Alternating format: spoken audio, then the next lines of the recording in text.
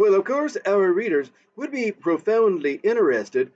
He put his head on one side. His smile became almost coquettish.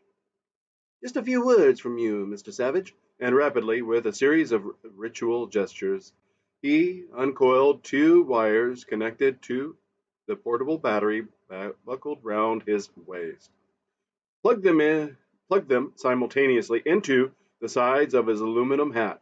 Touched a spring on the on the crown, and antenna shot up into the air. Touched another spring on the peak of the brim, and like a jack in the box, out jumped a microphone and hung there, quivering 6 inches in front of his nose.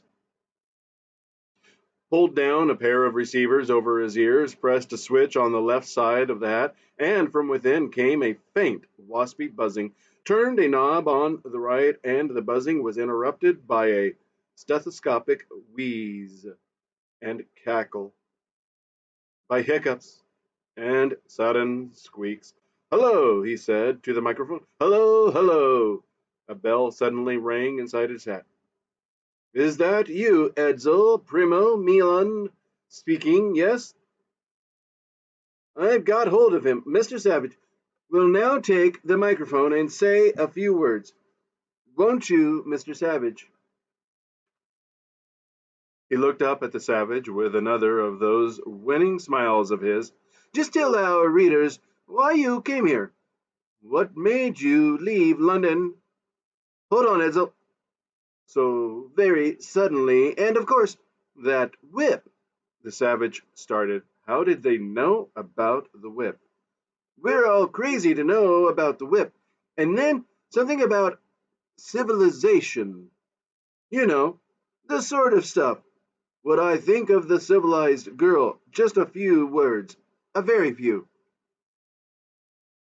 The Savage obeyed with a disconcerting literalness. 5 words, he uttered, and no more. 5 words. The same as those he had said to Bernard about the arch community songster of Canterbury. Heine, Sons, Isso, Saint Nai. And seizing the reporter by the shoulder, he spun him round. The young man revealed himself invitingly well covered, aimed, and with all the force and accuracy of a champion foot and mouth baller, delivered a most prodigious kick. 8 minutes later, a new edition of the hourly radio was on sale in the streets of London. Hourly radio reporter has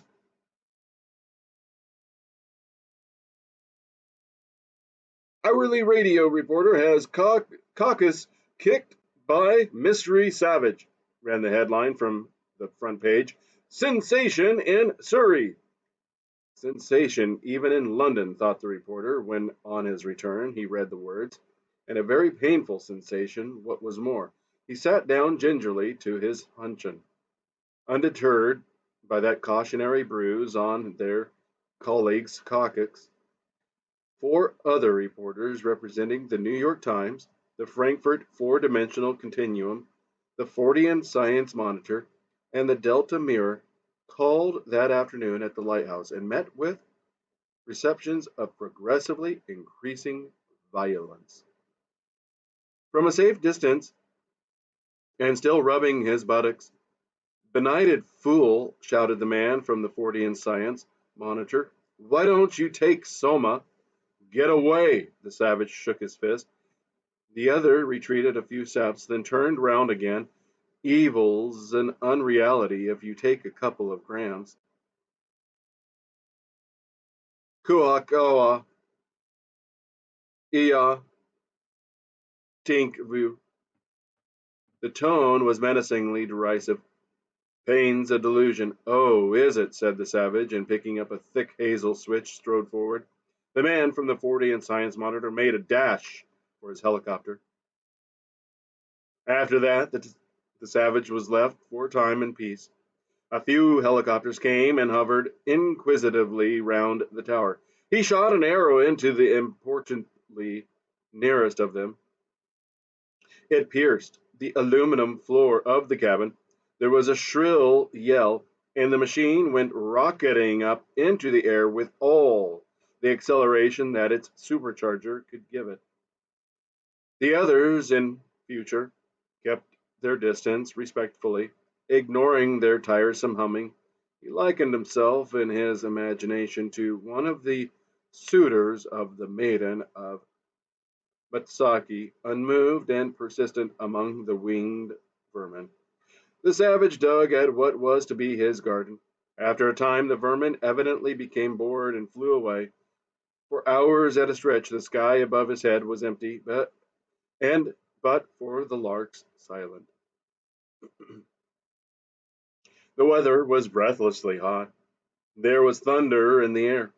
He had dug all the morning and was resting, stretched out along the floor, and suddenly the thought of Lenina was a real presence, naked and tangible, saying, "Sweet," and "Put your arms around me." In shoes and socks, perfumed, impudent, strumpet, but oh, her arms round his neck, the lifting of her breast, her mouth. Eternity was in our lips and eyes. Lenina. No, no, no, no. He sprang to his feet and, half naked as he was, ran out of the house. At the edge of the heath stood a clump of heavy or hoary juniper bushes. He flung himself against them. He embraced not the smooth body of his desires, but an armful of green spikes, sharp. With 1,000 points, they pricked him.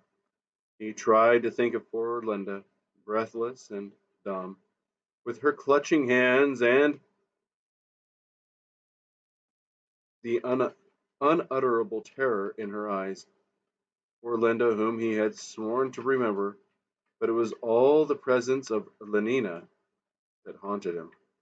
Lenina, whom he had promised to forget, even though the stab and sting of the juniper needles, his wincing flesh was aware of her. Unescap- Unescapably real. Sweet, sweet, and if you wanted me to, why didn't you? The whip was hanging on a nail by the door and ready to hand against the arrival of reporters. In a frenzy, the savage ran back to the house, seized it, whittled it. The knotted cords bit into his flesh. Seized it, whirled it. The knotted cords bit into his flesh. Strumpet! Strumpet! He shouted at every blow as though it were Lenina, and how frantically, without knowing it, he wished it were white, warm scented, infamous Lenina that he was flogging thus. Strumpet! And then in a voice of despair, "Oh, Linda, forgive me. Forgive me, God. I'm bad. I'm wicked. I'm no, no, you strumpet. You strumpet." From his carefully constructed hide in the wood, 300 meters away, Darwin Bonaparte, the Feely Corporation's most expert big game photographer, had watched the whole proceeding.